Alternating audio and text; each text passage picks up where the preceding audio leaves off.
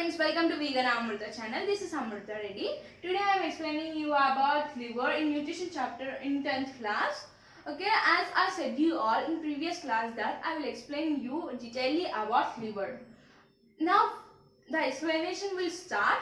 This explanation is not only for only 10th class. It can be helpful for inter and degree students also. So let's go into the animated class. Liver. In today's topic, we would learn about the anatomy of liver, the basic functions of liver.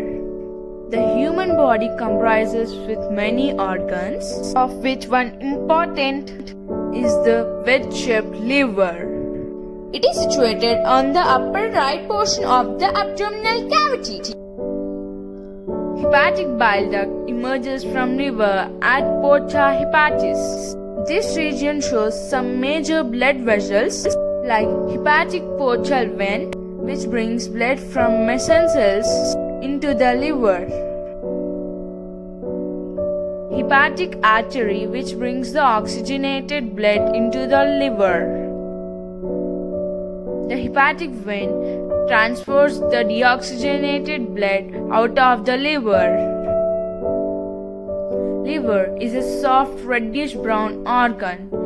It weighs around 1.5 kilograms and it is divided by fissures of fossae into four lobes: the right lobe, the left lobe, the quadrate lobe and caudate lobe. A sectional view of the liver shows a sectional polyhedral lobes called hepatic lobules, which are considered as functional units of the liver. A magnified view of the section shows hepatic cells and parenchymal cells known as hepatocytes. They are arranged in lobules, which are generally hexagonal structures having three portal canals. They are hepatic artery, hepatic portal vein and bile duct. These are situated in each corner of the hexagonal lobule.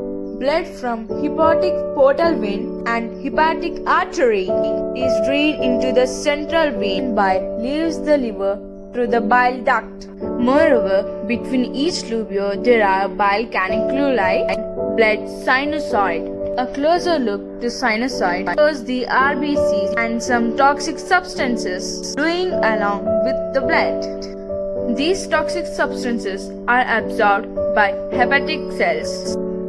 Invagination of cell membrane of the hepatocytes form vesicle, which encloses the toxic substances. The vesicle merges with lysosome, which contains digestive enzymes and break down the toxins into waste products.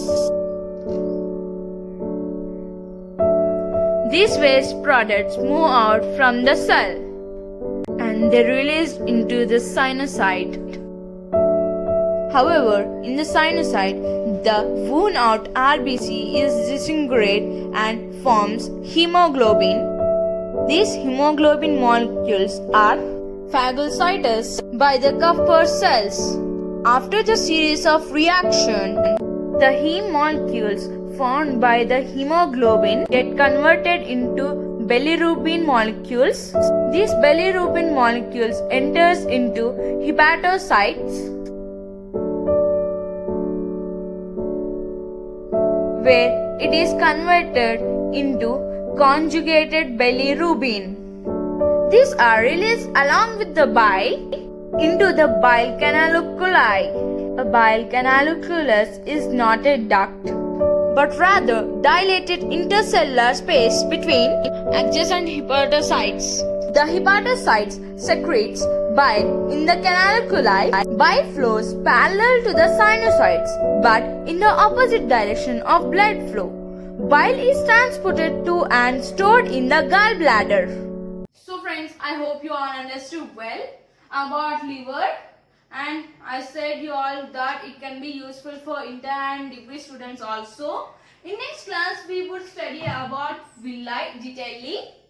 So until then, recap the classes so you can easily understand it by recapping twice and thrice. If you like my explanation, please like this video, share this video and subscribe the channel. And don't forget to activate